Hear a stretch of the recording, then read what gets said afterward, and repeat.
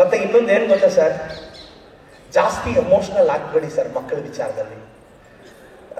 ನಾನು ನಿಮ್ಮ ಮಗನಾಗಿ ಹೇಳ್ತಾ ಇದ್ದೀನಿ, ಮೈಂಡ್ ಸೆಟ್ ಹೆಂಗಾಗೋಗಿದೆ ಜನರೇಷನ್ ಅಂದ್ರೆ 75 ವರ್ಷ ಅಪ್ಪ ಮಕ್ಕಳನ್ನ ಕಷ್ಟಪಟ್ಟು ಓದಿಸಿ ಒಂದಷ್ಟು ಜನ USA ಅಲ್ಲಿ UK ಅಲ್ಲಿ ಎಲ್ಲ ಓದಿಸಿ ಅವ್ರ ಜೀವನ ದಾರಿ ಹಿಡಿದ್ಬಿಟ್ಟು ಬೈ ಮಿಸ್ಟೇಕ್ ಅವ್ರು ಏನು ಹೆಚ್ಚು ಕಡಿಮೆ ಹಾಸ್ಪಿಟಲ್ ಸತ್ತೋದ್ರೆ ಮಕ್ಕಳೆಲ್ಲ ಬಂದು ಕೇಳ್ತಾರೆ ಬಾಡಿ ಎಷ್ಟೊತ್ತಿಗೆ ಬರುತ್ತೆ ಅಂತ. 80 years 90 years ಡ್ಯಾಡಿ ಅಷ್ಟು ಬೇಗ ಬಾಡಿ ಆಗ್ಬಿಟ್ರ ಮಗನೇ?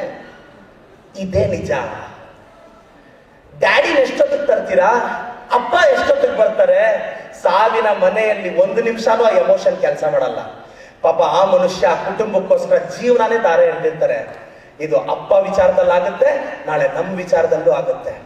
ಸೊಸೈಟಿ ತುಂಬಾ ಸೆಲ್ಫಿಶ್ ಆಗೋಗ್ತಾ ಇದೆ, ಜನರೇಷನ್ ಆಗೋಗ್ತಾ ಇದೆ. ಏನ್ ಮಾಡಂಗಿಲ್ಲ, ಲೈಫಿಗೆ ಇದೇ ರಿಯಾಲಿಟಿ. ಇದನ್ನ ಅಪ್ಪ ಅಮ್ಮನೂ ಅರ್ಥ ಮಾಡ್ಕೋಬೇಕು, ಮಕ್ಕಳು ಅರ್ಥ ಮಾಡ್ಕೋಬೇಕು. ನಾನು ಹೇಳಿದ್ದೇನು ಗೊತ್ತಾ, ಒಂದು ಏಜಲ್ಲಿರೋರ್ಗು ನಿಮ್ಗೆ ಗೊತ್ತಾಗಲ್ಲ. ಯಾಕೆಂದ್ರೆ ದೂರದಲ್ಲಿದ್ದಾಗ ಎಲ್ಲ ಚಂದ ಅನ್ಸುತ್ತೆ. ಒಂದ್ಸಲ ಅಪ್ಪ ಅಮ್ಮನ್ ಬಿಟ್ಟು ಸ್ವಲ್ಪ ದೂರ ಆಗಿದ ತಕ್ಷಣ 4 ದಿನ ಅಪ್ಪ ಅಮ್ಮನ್ ಬಿಟ್ಟು ಹಾಸ್ಟೆಲ್ ಇರಕ್ಕೆ ಎಷ್ಟೋ ಜನರ ಕೈಯಲ್ಲಿ ಆಗಲ್ವೇ? ನಾಳೆ ಯಾರನ್ನ ಬ್ಲೈಂಡ್ ಆಗಿ ನಂಬಿ ಅಪ್ಪ ಅಮ್ಮನ ಎದುರಾಕೊಂಡು ಹೋದ್ರೆ ಕೊನೆ ಉಸಿರೊಳಗೂ ಅವ್ರು ಬಿಟ್ಟಿರಕ್ಕಾಗುತ್ತಾ ನಿಮ್ಮ ಕೈಯಲ್ಲಿ? ಒಂದಲ್ಲ 10 ಸಲ ಯೋಚನೆ ಮಾಡಬೇಕು. It's not so easy. ನಾನು ಫಿಲಾಸಫಿ ಮಾತಾಡ್ತಿಲ್ಲ, ಲೈಫ್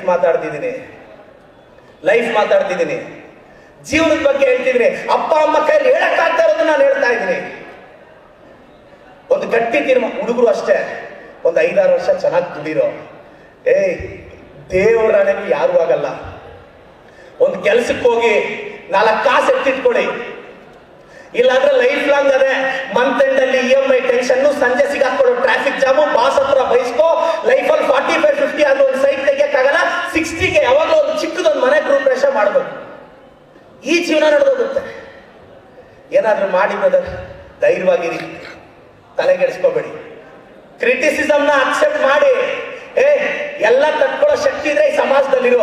ಇಲ್ಲ ನನಗೆ ನೆಮ್ಮದಿ ಬೇಕು, ಪೀಸ್ ಆಫ್ ಮೈಂಡ್ ಬೇಕು ಅಂದ್ರೆ ಹೋಗೆಲ್ಲೋ ಕಾಡಲ್ಲಾದ್ರೂ ಮನೆ ಮಾಡ್ಕೊಂಡು ಇದ್ಬಿಡು. ಈ ಸಮಾಜ ಹಿಂಗೆ ಇರುತ್ತೆ. ನಿನ್ನ ಯಾರು ಇಷ್ಟನೂ ಪಡಲ್ಲ, ನಿನ್ನ ಯಾರು ವಿಮರ್ಶೆನೂ ಮಾಡಲ್ಲ. ಬಟ್ ನಿನ್ನ ಅಸಂಪ್ಷನ್ ಅಲ್ಲೇ ಈಗ ನೀವು ಥಿಂಕ್ ಮಾಡಿ, ನೀವು ಎಷ್ಟು ಜನ ತಲೆ ಮೇಲೆ ಕೂರಿಸ್ಕೊಂಡಿದ್ದೀರಾ? ಯಾರಾದ್ರೂ ನಿಮ್ಗೆ ಇಷ್ಟ ಆದ್ರೆ ಒಂದು ವಿಶ್ ಮಾಡ್ತೀರಾ, ಒಂದು ಥ್ಯಾಂಕ್ಸ್ ಮಾಡ್ತೀರಾ. ಯಾರಾದ್ರೂ ನಿಮ್ಮ ಮೇಲೆ ಬೇಜಾರಾದ್ರೆ ಅವ್ರನ್ನ ಮುಖಕ್ಕೆ ನೋಡ್ದಂಗೆ ಬೈಕೊಂಡು ಬಿಡ್ತೀರಾ, ಇಲ್ಲ ಅವ್ರ ಬಗ್ಗೆ 4 ಕೆಟ್ಟದ್ದು ಮಾತಾಡ್ತೀರಾ. ಆದ್ರೆ ಆಚೆ ನೀವು ಅವ್ರ ಬಗ್ಗೆನೇ ಯೋಚನೆ ಮಾಡಲ್ವೇ? ಹಂಗೆ ಬೇರೆಯವರು ನಿಮ್ಮ ಬಗ್ಗೆನೂ ಯೋಚನೆ ಮಾಡ್ಕೊಂಡು ಕುತ್ಕೊಳ್ಳಲ್ಲ. ನೀವು ಮಾತ್ರ ಅವ್ರಿಂದ ಅನ್ಕೊಂಡ್ರು ಇವ್ರಿಂದ ಅನ್ಕೊಂಡ್ರು ಅಂತ ತಲೆಗೆಡ್ಸ್ಕೊಂಡು ಕುತ್ಕೊಂತೀರಾ.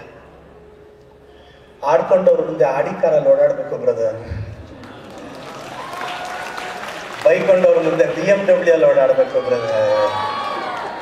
ಮತ್ತೆ ನಾನು ಈ ಕಾರು ಬಂಗ್ಲೆ ಶ್ರೀಮಂತಿಕೆ ಸಂಕೇತ ಅಂತಾನೂ ಮಾತಾಡ್ತಿಲ್ಲ.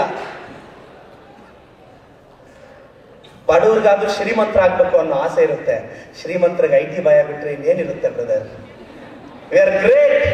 ನಮಗಾದ್ರೂ ಶ್ರೀಮಂತರಾಗ್ಬೇಕು ಅಂತ ಆಸೆ. ಮತ್ತೆ ತುಂಬಾ ಜನ ಬಡವರು ಫೀಲ್ ಆಗ್ಬೇಡಿ. ನೀವು ಬಡವ್ರ ಮನೇಲಿ ನೋಡಿದೀರಾ, ಊಟ ಮಾಡಕ್ ಹೋಗಿ ತುಂಬಾ ಬಡವ್ರ ಮನೆಯಲ್ಲಿ ಅನ್ನ ಸಾರು ಮಾತ್ರ ಇಡ್ತಾರೆ. ಶ್ರೀಮಂತರ ಮನೆಯಲ್ಲಿ ಹೋಗಿ 8-10 ವೆರೈಟಿ ಹಾಕ್ತಾರೆ. ಯಾಕಂದ್ರೆ ನಾವು ಮಾಡಿರೋ ಅನ್ನ ಸಾರು ನೆಟ್ಟಿಗೆಲ್ಲ ಸಬ್ಸಬ್ಗಿದೆ, ಅದಾದ್ರೂ ಹಾಕೊಂಡು ತಿನ್ನು ಅಂತ. ಬಡವ್ರ ಮನೆಯಲ್ಲಿ ಆದ್ರೆ ಅನ್ನ ಸಾರೇ ಚೆನ್ನಾಗಿರುತ್ತೆ. ಆ ಬಡತನದಲ್ಲಿ ಒಂಥರ ಫ್ಲೇವರ್ ಇದೆ, ಶ್ರೀಮಂತಿಕೆಯಲ್ಲಿ ಒಂಥರ ಫ್ಲೇವರ್ ಇದೆ. ಬದುಕು ಚಟಕ ಬಂಡಿ ವಿದ್ಯಾಧರ ಸಾಹೇಬ, ಮದುವೆಗೋ ಮಸಣಕೋ ಮಂಕುತಿಮ್ಮ. BVG ಅವರು 10th ಸ್ಟ್ಯಾಂಡರ್ಡ್ ಹೋಗ್ಲಿಲ್ಲ, ಡಿಗ್ರಿಗೆ ಲೆಸನ್ ಆಗ್ಬಿಟ್ರು.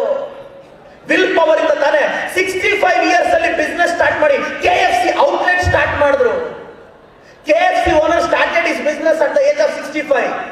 ಬಿಲ್ ಗೇಟ್ಸ್ ಒಂದ್ಸಲ ಹೇಳ್ತಾನೆ, ಸಾರ್ ನಾನು ಹೈಸ್ಕೂಲ್ ಅಲ್ಲಿ ಇದ್ದಾಗ ಒಂದೊಂದು ಸಬ್ಜೆಕ್ಟ್ ಅಲ್ಲಿ ಫೇಲ್ ಆಗ್ತಿದ್ದೆ, ನನ್ನ ಫ್ರೆಂಡ್ ಎಲ್ಲದರಲ್ಲೂ ಪಾಸ್ ಆಗ್ತಿದ್ದ ನನ್ನ ಫ್ರೆಂಡು ಮೈಕ್ರೋಸಾಫ್ಟ್ ಅನ್ನೋ ಕಂಪ್ನಿಯಲ್ಲಿ ಇಂಜಿನಿಯರ್, ಒಂದೊಂದ್ರಲ್ಲಿ ಫೇಲ್ ಆಗ್ತಿದ್ದ, ನನ್ನ ಕಂಪ್ನಿಗೆ ಇವತ್ತು ಓನರು ಅಂತ.